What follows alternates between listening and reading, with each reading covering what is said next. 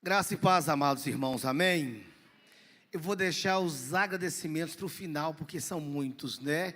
Então, no final da mensagem, no final do culto, eu faço os devidos agradecimentos àquilo que tem acontecido comigo, com a minha família nesses dias.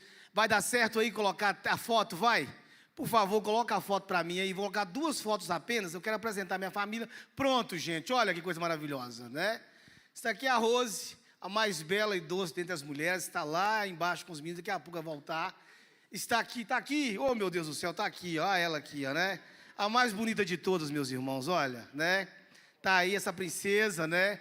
Aqui está o Enos, com 10 anos, a Emily com 2 anos e meio, e a Eloá com 4 anos.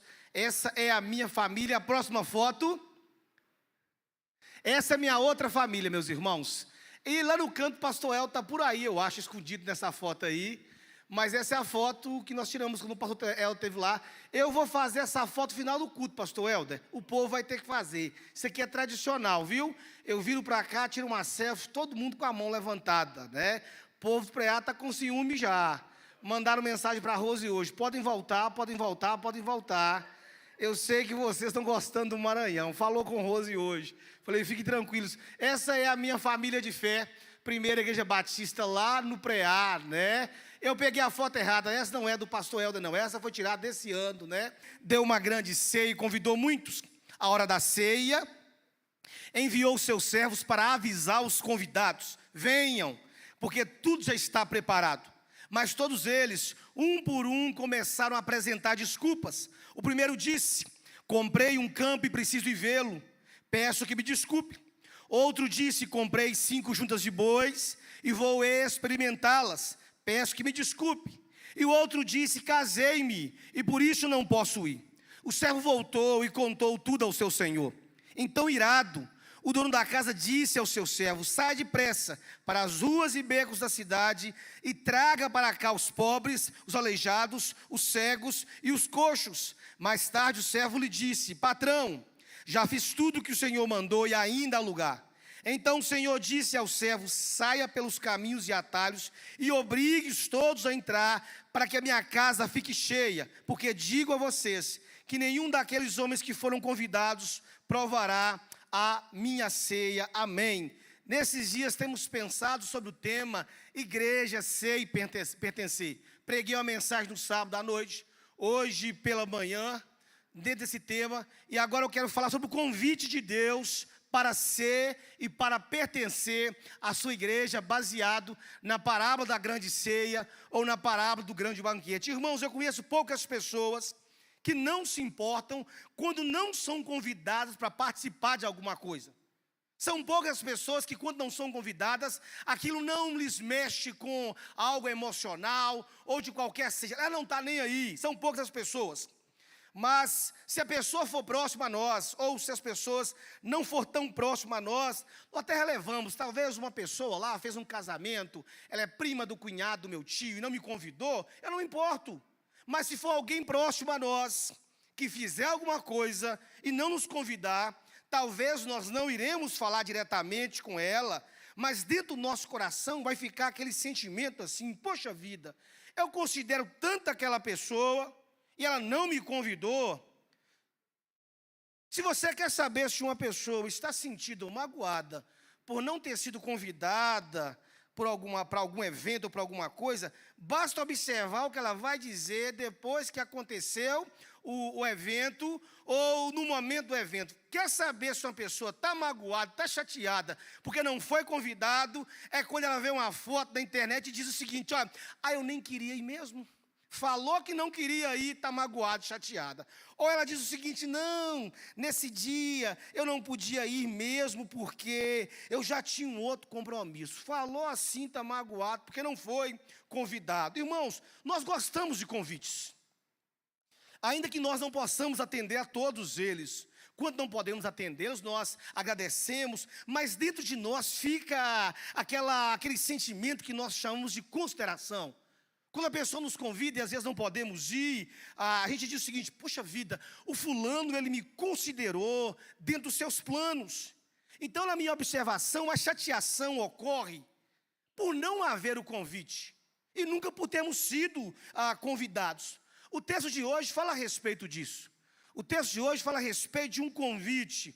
O texto de hoje nos fala do convite de Deus aos homens e de como esses homens responderam e ainda no dia de hoje respondem aos convites que Deus faz a eles. O tema do aniversário dos irmãos é uma igreja, ser e pertencer, mas antes de sermos e pertencermos à igreja, que é a família de Deus, nós precisamos receber e aceitar o convite de Deus. Na parábola da grande ceia ou do grande banquete, nós meditaremos a respeito dessa grande verdade, de como o homem, de como eu, você que estamos aqui nessa noite, de como nós lidamos com o convite gracioso de Deus, para que as pessoas possam vir e participar desse banquete. Qual é o pano de fundo da parábola do grande banquete? Todo o capítulo 14 é o pano de fundo que prepara Jesus, ou que prepara as pessoas para ouvir a parábola que Jesus iria contar. No capítulo 14, nós aprendemos então que Jesus contou essa parábola pela ocasião de ter sido convidado para participar de um jantar, de um banquete, na casa de um fariseu. E ali, naquele momento, nos conta o evangelista Lucas, no capítulo 14, que no meio daquele lugar apareceu um homem. O verso 14 diz isso, que ao entrar no sábado na casa de um homem, eis que apareceu diante dele um homem hidrópico. Apareceu um homem que tinha uma enfermidade, um homem que sofria de enfermidade chamada hidropsia. A Bíblia diz que era um homem hidrópico. A hidropsia, amados irmãos, é uma doença que causa inchaço no corpo da pessoa devido ao acúmulo de fluidos ou ao acúmulo de líquidos no corpo. O nome atualizado dessa doença seria um edema, na verdade. Lucas é médico. E é por isso que Lucas consegue distinguir e nomear essa enfermidade distinguida aqui no capítulo 14. E então Jesus ensinou algumas lições aos presentes naquele momento, porque era sábado. Eles tinham um certo receio de fazer algumas coisas no sábado. Então Jesus disse aos homens que olharam com olhares feios para ele, disse: qualquer um de nós iria fazer alguma coisa boa a uma pessoa ou a um animal, independente de ser sábado ou não. Nesse momento o texto diz que Jesus olha e viu que algumas pessoas brigavam para sentar nos primeiros lugares. Então Jesus aproveita a oportunidade e conta também uma lição sobre humildade. Uma lição sobre nós sabermos nosso devido lugar para que nós possamos ser honrados de alguma forma. Então chegamos na parte da parábola e ele conta essa parábola, né? E antes disso, ele havia orientado o dono da casa, o anfitrião, que quando fizesse uma festa, que ele não convidasse as pessoas que pudessem de alguma forma retribuir a ele com algum tipo de benefício por ter sido convidado. Mas que quando ele convidasse alguém, ele chamasse aquelas pessoas que não pudessem de forma nenhuma retribuí-lo ou recompensá-lo. Neste momento o texto nos diz que uma pessoa tomou uma palavra no meio do jantar e disse: bendito, bem-aventurado, abençoado seja aquele que puder participar da ceia no último dia. Então Jesus aproveita essa deixa e contou essa parábola do grande banquete, e aqui eu quero pontuar a primeira das verdades desse texto. Se você que está aqui nessa noite quer ser e pertencer à igreja do Senhor, você precisa saber, em primeiro lugar, de que não há motivos para se recusar o convite de Deus. Essa é a primeira verdade que esse texto nos mostra. Não há motivos para se recusar o convite de Deus. O texto diz que certo homem, e essa expressão aqui do capítulo 14, certo homem, é uma alusão ao próprio Deus. É uma citação do próprio Deus como sendo o Senhor que prepara um banquete. Esse homem fez um banquete, deu uma ceia, e na hora que o jantar estava pronto, o texto é muito claro, ele mandou avisar os convidados. Não era mais um convite primário, mas um aviso com base num convite já feito de forma anterior. E o texto diz que quando o empregado, o servo daquele senhor que fez o banquete, começa a ir nas pessoas que haviam sido convidadas, o texto diz que elas começaram a apresentar desculpas. No nosso linguajar, nós chamamos de desculpas esfarrapadas. Desculpas sem sentidos, desculpas que não tinham um peso justificador. Olhamos para isso então e percebemos que dentro dessa lógica de dois convites, podemos dizer, não é muito a nossa cultura. No Brasil, para entendermos um pouquinho desses dois convites que são feitos aqui, o mais perto que temos disso é quando convidamos uma pessoa e dizemos para ela, ó, se você for vir na minha festa, confirme presença. Antigamente, na minha cidade natal, tinha muito penetra de festa. Eu era um deles, né? E para evitar gente penetra na festa, mandava-se um convitinho, a conta certinha para cada família, e dizia, olha, você tem que confirmar a presença, e só entra no casamento com esse convitinho. É o mais perto que temos no Brasil, seria pedir confirmação para que uma pessoa pudesse aparecer. Era necessário, de acordo com a cultura dos tempos de Jesus, confirmar a presença com antecedência, com a intenção de evitar desperdício de recursos e de comida, ou também para não ocorrer o que aconteceu lá em João capítulo 2, nas bodas de Caná da Galileia, quando faltou recursos. Para não faltar e para não haver desperdício, havia esse convite antecipado, mediante confirmação.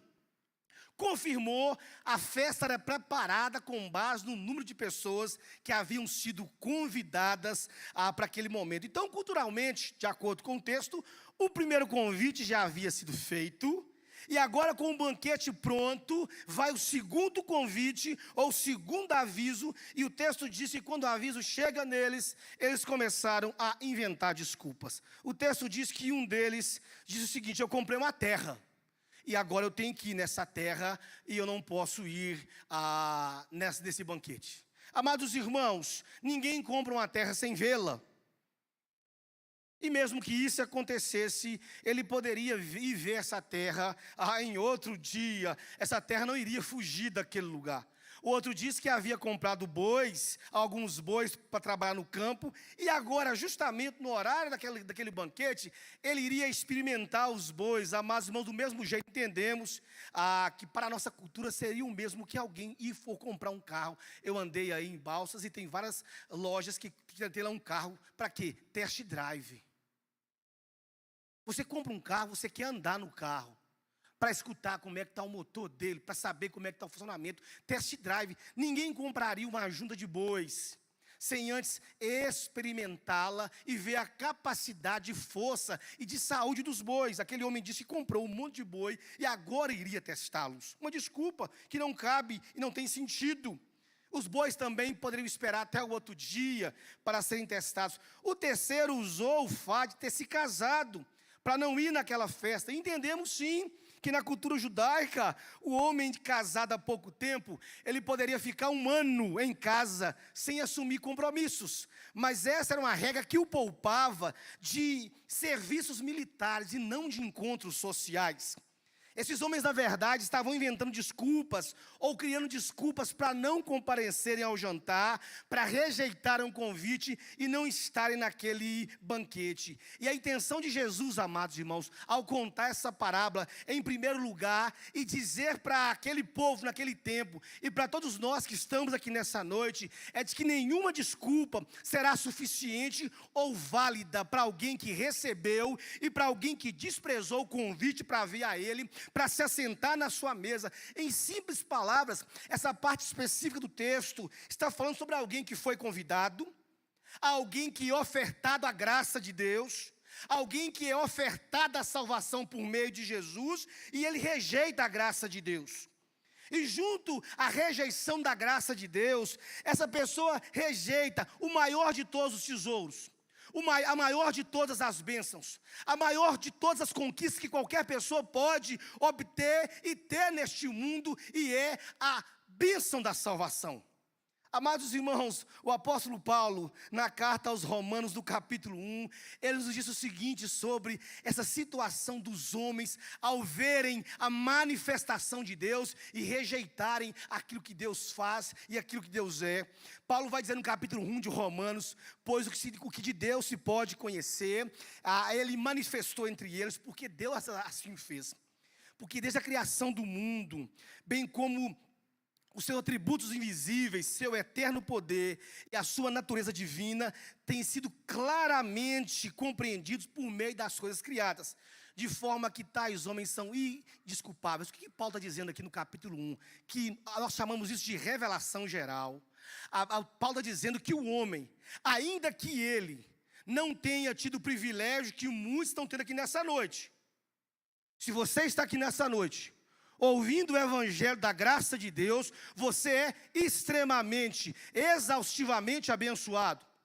Mas posso dizer que ainda que ninguém nunca tenha ouvido o evangelho, a própria criação de Deus traz à mente do ser humano, traz ao coração do ser humano, traz no profundo do ser humano a existência de que alguém criou todas as coisas.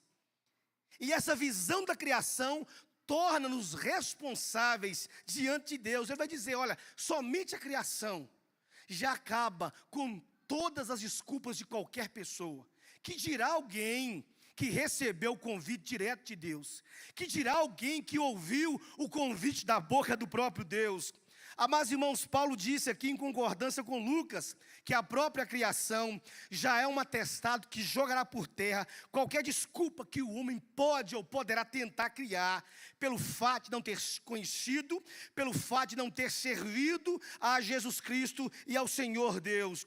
O ser humano, amados irmãos, ele é expert, ele é especialista em inventar e criar desculpas para justificar o seu desprezo ao convite de Deus. E quem dera, como eu digo lá na igreja onde eu sou pastor, quem dera que não houvesse pessoas aqui nessa noite. Quem dera que eu estivesse pregando para um grupo onde em toda a sua totalidade fossem pessoas que já tivessem conhecido a Cristo, crido nele e o reconhecido como Senhor da sua vida. Eu estaria glorificando a Deus aqui e talvez estaria pregando uma outra mensagem. Mas provavelmente, certeiramente, há pessoas aqui nessa noite que ainda não conhecem a Jesus. Há pessoas aqui nessa noite que ainda não tiveram um encontro com Jesus. E peço ao Senhor que por meio da sua palavra, o Espírito dele trabalhe no seu coração. As pessoas são expertas em criar desculpas, em dar desculpas. E eu quero trazer uma palavra ao coração de algumas pessoas, né?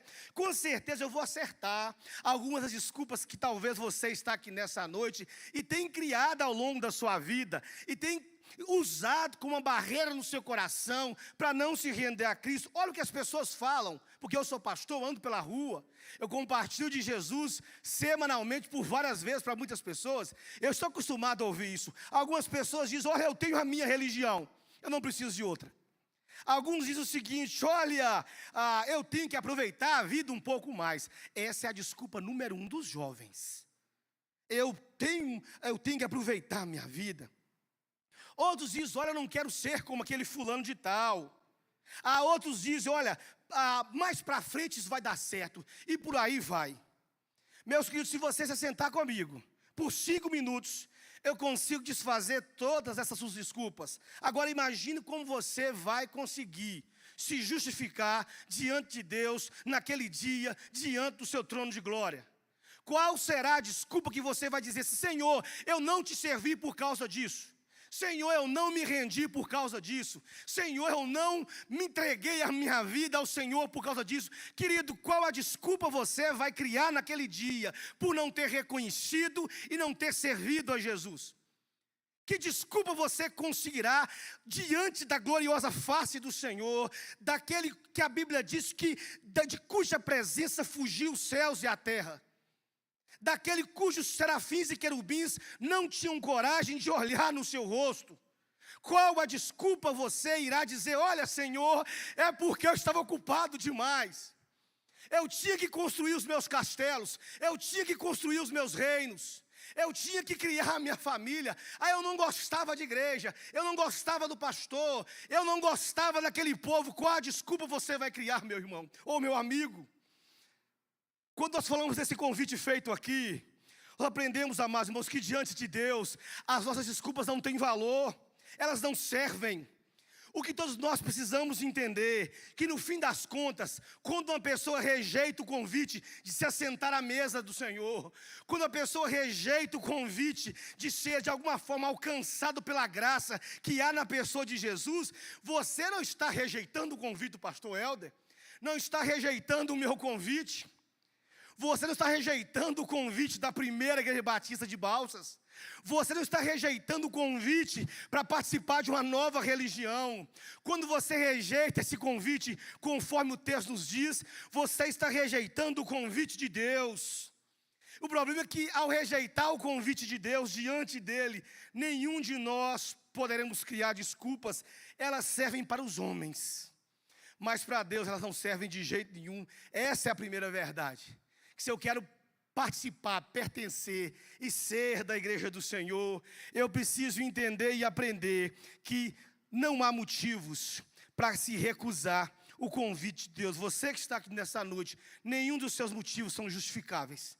Nenhum dos seus motivos são plausíveis. Nenhum dos seus motivos tem fundamento para você justificar a sua recusa, a sua demora, a sua inércia para vir e se render aos pés de Jesus. A segunda verdade: se você quer ser e pertencer à igreja do Senhor, saiba que sempre haverá pessoas que aceitarão o convite. É isso que me anima, pastor Helder. O que me anima é a mesma palavra que animou o apóstolo Paulo. Paulo chega na Macedônia, não tinha um crente sequer na Macedônia. Isso deveria animar o coração de qualquer pregador do evangelho, ou de qualquer pessoa que queira conduzir alguém a Cristo. Paulo chegou e o Senhor disse: Paulo, fala e não te cales. Não havia um crente sequer na Macedônia ainda. Paulo, fala e não te cales, porque tenho muito povo nessa cidade. O Senhor tem muita gente para ser ganha e conquistada ainda na cidade de Balsas. Amém, irmãos? O Senhor tem. O Senhor tem. O texto nos mostra que houve um grupo que recusou. Houve um grupo que recusou. O servo que foi fazer o convite, ou dar o aviso, voltou e disse: meu patrão, eu fiz o que o senhor mandou. Eu convidei aquele povo, mas eles inventaram desculpas e disseram que não vão vir ao jantar do Senhor. Irmãos, de vez em quando eu convido algumas pessoas para ir do preá, para pregar lá. Eu recebo muito não, porque o povo, só quem vai lá que conhece, né? O povo acha que vai chegar no preá também e vai encontrar lá um fim de mundo, porque o nome é estranho, preá, né? O nome não é muito bonito, não é Curitiba, não é São Paulo, não é Londres, né? Não é Balsas, né? Não é esses nomes. Quando fala preá, o pessoal fala, Aí ele fala assim: eu não posso ir não, pastor Rodrigo. Depois que descobre o que é o preá, e a igreja do preá ficam se oferecendo para ir lá. Eu digo: agora vocês não vêm mais não. Agora vocês não vêm mais não. Agora quem não quer chamar vocês é eu. Desfaz. Tem gente, e esse homem aqui vai nos dizer o texto, que esse homem, as pessoas rejeitaram o convite dele. Muitos ficariam frustrados. Alguns voltariam para casa, viriam o banquete, comeriam algumas coisas, jogariam o resto fora. Ou diria para o empregado: olha, pega essa comida e joga fora, ou dá para quem você quiser. As pessoas que eu considerava me rejeitaram. Eu vou procurar outro meio. Alguns fariam isso. Alguns jogariam a comida fora. Mas o texto diz que o dono daquele banquete, apesar de estar irado, aquele senhor deu uma nova ordem ao seu servo: já que os que eu convidei não querem vir, você vai ir convidar outro tipo de gente. Vá e convide pessoas, vá lá pela cidade, entre pelos becos, entre pelas ruas e vielas, e convide outra classe de pessoas. Traga para a minha festa os pobres, os aleijados, os cegos e os coxos. O texto diz que o servo foi, atendeu o convite, quando voltou disse: Senhor, eu já fui, e já trouxe essa turma toda que o Senhor mandou, mas ainda tem lugar. Então aquele senhor reforçou a sua palavra e ampliou o convite e disse: agora você vai voltar de novo, vá pelos caminhos fora da cidade e traga todo mundo que você encontrar, porque eu quero a minha casa cheia. Aleluia. Eu quero a minha casa cheia. Irmãos, eu aprendo algumas coisas aqui, eu quero compartilhar com vocês essas verdades. A rejeição de um certo grupo de pessoas, isso me alegra demais. Não a rejeição, mas o que o Senhor faz quando alguns rejeitam. A rejeição de certo grupo de pessoas jamais poderá frustrar o plano de Deus de salvar tantos outros. Porque de repente, você que está aqui nessa noite, acredita que você não precisa disso. Não precisa disso. Lá na igreja tem um irmão. E todas as vezes que eu vejo aquele irmão na igreja cantando e servindo ao Senhor, eu fico assim, Jesus, a graça do Senhor é constrangedora. Eu pesquei durante muito tempo lá, irmãos, eu amo pescar, gosto demais. E esse cara pescou comigo algumas vezes. E, infelizmente, muitos pescadores são dados ao alcoolismo. Esse irmão está na igreja lá agora, eu me lembro que um dia eu cheguei da pescaria, estava indo para minha casa, eu encontrei com ele no meio da avenida principal da nossa comunidade. Ele, todo bêbado, caindo de um lado para o outro, sem saber para onde ir. E de repente, no meio da avenida principal da cidade, ele desce a sua calça e começa a mijar no meio da rua. Bêbado. Poucos meses depois, eu estou com aquele homem dentro de um batistério batizando ele. Eu estou com aquele homem. Mas ele me disse, pastor, durante muito tempo eu estava no mar e alguém falava de Jesus para mim. Eu dizia assim, por que você vem falar de Jesus só para mim? Por que você não prega para outro? E ele achava que tinha alguém mais desgraçado que ele. Ele dizia, não, eu não preciso disso. Pregue para o fulano de tal que está assim. Ele olhava para ele e dizia, não, meu problema é só uma cachaçinha de vez em quando. E ele sempre acreditava que quem precisava disso era outro. Como alguns aqui nessa noite estão pensando, olha, quem precisa de Jesus é o meu vizinho. Quem precisa de Jesus é a minha mãe, o meu pai, é aquele drogado da minha rua. É aquele noiado que vive lá perturbando, é aquele menininho que está envolvido. Não, quem precisa de Jesus sou eu e é você. Todos nós precisamos de Jesus, porque todos pecaram e todos foram destituídos da glória e da graça de Deus. Todos nós, não há ninguém aqui nessa noite que precise menos ou mais de Jesus. Todos nós precisamos da mesma porção diária, contínua e constante de Jesus Cristo, amém. Todos nós. Pois de repente você pensa, não precisa disso. Eu não preciso me comprometer com Deus. Eu não preciso render a minha vida ao Senhor. Eu não preciso aceitar o convite de Deus. É por isso que você diz assim, hoje não. Mas tem gente como eu, como o pastor Helder, e como centenas de irmãos que estão aqui nessa noite. Um dia nós reconhecemos, em outro tempo nós éramos pobres. Em outro tempo nós éramos cegos. Em outro tempo nós éramos aleijados, em outro tempo nós éramos coxos, mas um dia a graça de Deus veio até nós.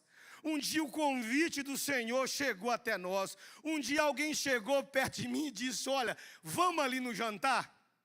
Dia 13 de junho de 2003, vamos ali no jantar? E eu disse não. Estava num grupo de rapazes, eu disse, hoje não, hoje eu vou para o forró. Com 15 anos de idade, já bebia, porque o destino da minha família era um só, contei para o pastor Helder. Lá em casa ninguém morre de câncer, ninguém morre de nada, a não ser cachaça. Eu disse, eu não bebo cachaça, vou viver 180 anos de idade. Lá em casa é assim. A minha família é amaldiçoada dos dois lados pelo alcoolismo. Eu tinha vindo de uma festa, quase morto de bêbado, no dia anterior. Eu disse, hoje não. Eu andei daqui nessa parede, hoje eu sei que foi o Espírito de Deus que falou no meu ouvido. Ele disse, vai, você não tem nada para fazer hoje. Eu fui com os meninos na primeira igreja batista da minha cidadezinha, sentei lá no último lugar. E o pastor começou a pregar. E no final do culto o pastor fez um convite. E eu disse, esse convite é para mim e eu não rejeito ele de jeito nenhum. E desde aquele dia, todos os dias, eu tenho a graça de assentar à mesa com Jesus e comer do pão da presença dEle. Desde aquele dia, amados irmãos, de repente você pensa o seguinte, hoje não. Mas tem gente como eu, como tantos irmãos aqui, que um dia foram convidados para se assentarem na mesa do Senhor. E nós aceitamos isso com muita gratidão. Amados irmãos, assim como aquele servo foi atrás daquelas pessoas improváveis, o Senhor um dia foi atrás de mim e de tantos outros aqui. Nos becos da vida, na rua, lá Ele nos chamou, gente como nós, indignas, gente como nós, e de vez em quando eu fico pensando, como nós às vezes, ou como algumas pessoas às vezes pensam, que elas possuem a capacidade, ou a hombridade de recusar o convite do Deus Todo-Poderoso. Amados e queridos irmãos, o plano de Deus para promover salvação jamais poderá ser frustrado pela rejeição de alguns. Eu subo todo domingo da minha igreja, toda terça-feira e em várias outras ocasiões. E eu convido, venham a Cristo. Porque eu sei que um dia o Espírito de Deus vai abrir o coração de alguém. E esse alguém vai vir a Cristo, porque é assim que tem sido desde o começo dos tempos. O plano de Deus para promover salvação não poderá ser frustrado. Deus irá salvar tantas e quantas pessoas Ele quiser, e de acordo com essa parábola, a casa do Senhor há de ficar cheia. Eu creio naquela palavra que diz que um dia toda a terra se encherá do conhecimento da glória de Deus. Toda a terra. Aprendemos aqui que sempre haverá pessoas que irão ouvir e irão aceitar o convite, pela graça de Deus. Ao longo da minha vida, hoje compartilhei algumas coisas a respeito disso. Pela manhã, eu tenho visto centenas de pessoas que semana após semana recebem um convite de Deus em seus corações e o aceitam. Aprendemos também nessa parábola que há lugar na mesa e na casa de Deus para tantos quanto quiserem, ainda há lugar. Aprendemos que Deus é um Deus que não apenas deseja, mas Ele encherá o céu com todo tipo de gente, independente de lugar ou condição social. Deus encherá sua casa eterna daqueles que no decorrer dos séculos e do tempo se voltaram para Jesus, se voltaram para o Senhor na pessoa de Jesus Cristo, seu Filho. Eis aqui, eu li esse texto hoje pela manhã, eis aqui um vislumbre de que será aquele dia. Apocalipse capítulo 7, versículo 9 e 10. Depois dessas coisas eu vi, eis uma grande multidão, que ninguém podia enumerar. Esse negócio que vai ter pouca gente no céu, nem é de Deus, nem é bíblico. Uma multidão que ninguém podia enumerar, de todas as nações, tribos, povos e línguas, em pé diante do Cordeiro, vestido de vestiduras brancas e com palmas na mão, e clamavam em grande voz, dizendo: ao nosso Deus que se assenta no trono e ao Cordeiro pertence a salvação. Gente recusa, mas gente também aceita. Quem aceita se assentará na mesa com o Senhor, naquele grande dia e daquele banquete. Eu espero que seja você que está aqui nessa noite, que irá aceitar o convite do Senhor para se assentar na mesa dele. Em terceiro e último lugar, para aquelas pessoas, se você quer ser e pertencer à igreja do Senhor, saiba que os grandes prejudicados são os que recusam o convite. Acabei de dizer aqui agora, já convidei muita gente para ir no Preá, e quando eu falo, olha, eu sou o pastor Rodrigo, da primeira igreja batista do Preá, dou a deixa para ele ainda, litoral oeste do Ceará. Dou mais uma deixa para ele ainda, ao lado de Jericoacoara. Ele não tem nem a curiosidade de pesquisar o que é litoral e o que é Jericoacoara. Ele não pesquisa. E ele não sabe que lá está, provavelmente, um dos lugares mais bonitos do Nordeste, um dos mais bonitos do Brasil. Ele só diz assim: eu vou ver na minha agenda aqui, fala com a minha secretária, né? E recusa. Depois que ele descobre, ele fala: ô, pastor Rodrigo, eu tenho agenda, eu também não respondo não, né? Também não respondo também não. Eu digo: agora você fica boiando. A Rô sabe disso, a Rô sabe. Aí eu não respondo também não, né? Amados irmãos, grandes prejudicados é quem recusa convite. Talvez você que está aqui nessa noite foi prejudicado em algum momento da sua vida porque você recusou um convite. Para o meu primeiro ministério, um pastor vivia me convidando para conversar comigo, eu era seminarista ainda, eu não queria ir, e de repente o meu pastor falou assim: irmão Rodrigo, por que aquele pastor amigo dele está te chamando para conversar e você não vai?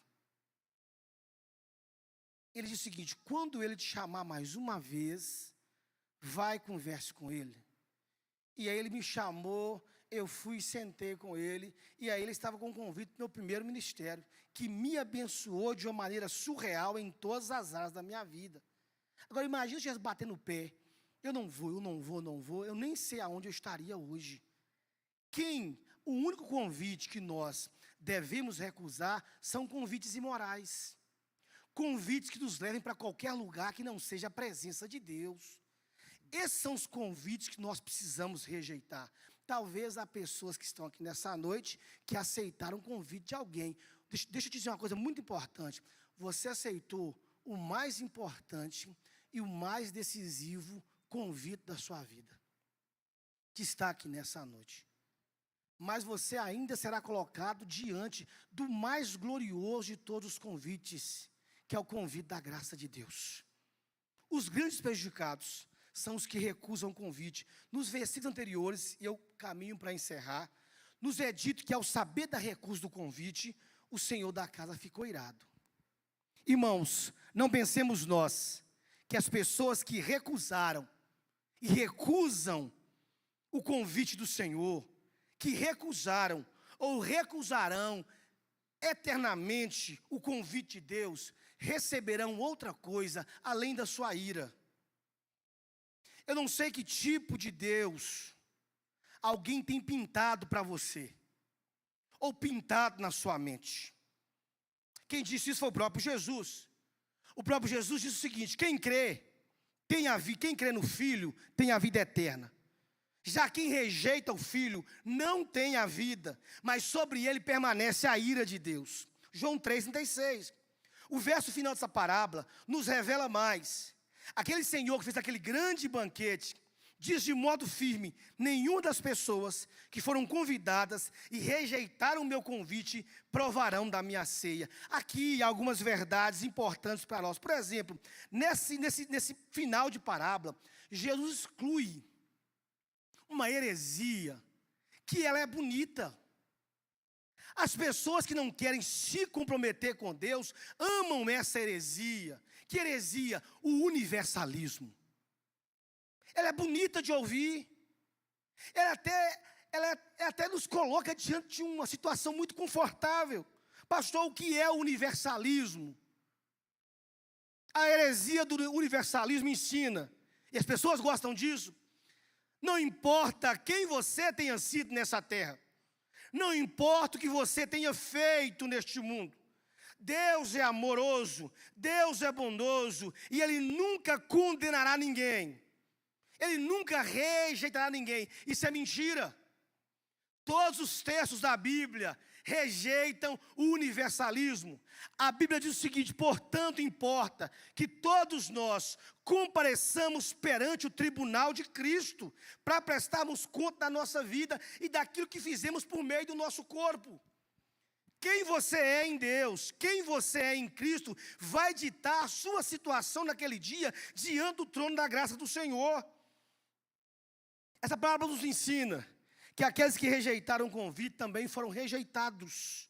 Só há lugar na mesa do Senhor, só há lugar na mesa de Jesus para aqueles que aceitaram o convite dele. Esse versículo nos mostra que haverá um prejuízo incalculável aos que rejeitaram o convite de jantar com o Senhor. Nós entendemos, amados irmãos, que essa ceia se refere, a ceia nesse texto se refere ao dia em que Jesus reunirá num só lugar toda a sua igreja, de todos os tempos, de todas as épocas, e ali nós desfrutaremos por toda a eternidade com Ele, da comunhão, alegria, paz, numa reunião eterna com o Senhor. E essa minha palavra final é para um grupo específico de pessoas que está aqui nessa noite.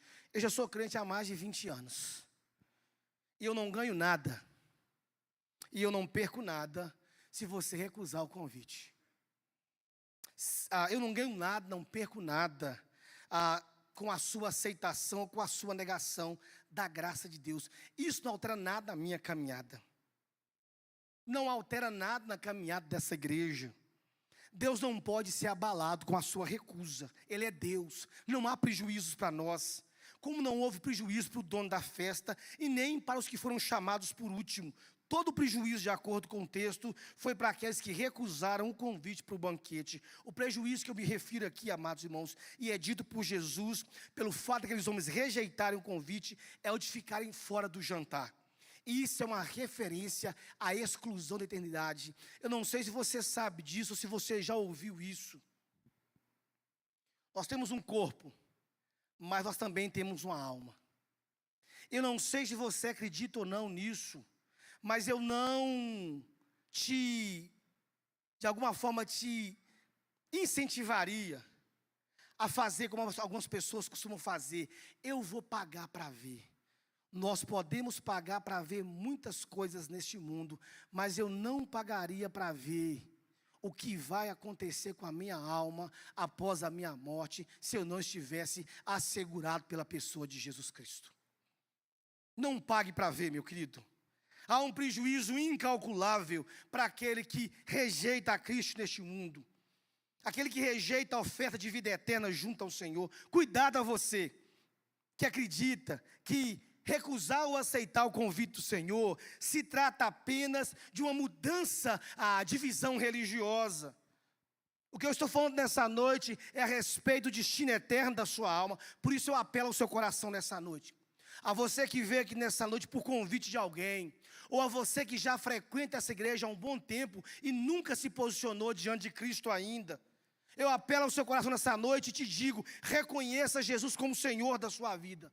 Reconheça Jesus como Salvador da sua vida. O convite está sendo feito a muitos aqui nessa noite. E se todos nós que estamos aqui nessa noite, que já somos crentes, que já estamos seguros e assegurados pela graça do Senhor Jesus Cristo, pudéssemos te dar um conselho, nós diríamos para você, não deixe esse convite passar. Não rejeite, creia em Cristo para o perdão dos seus pecados e para a salvação da sua alma, em nome de Jesus. Quem já aceitou o convite, se alegre, se assente na mesa do grande banquete. Mas você que ainda não aceitou esse convite, faça isso nessa noite. Há um texto na palavra do Senhor que diz, hoje, se ouvirdes a voz do Senhor, não endureçais o vosso coração. Queria convidar você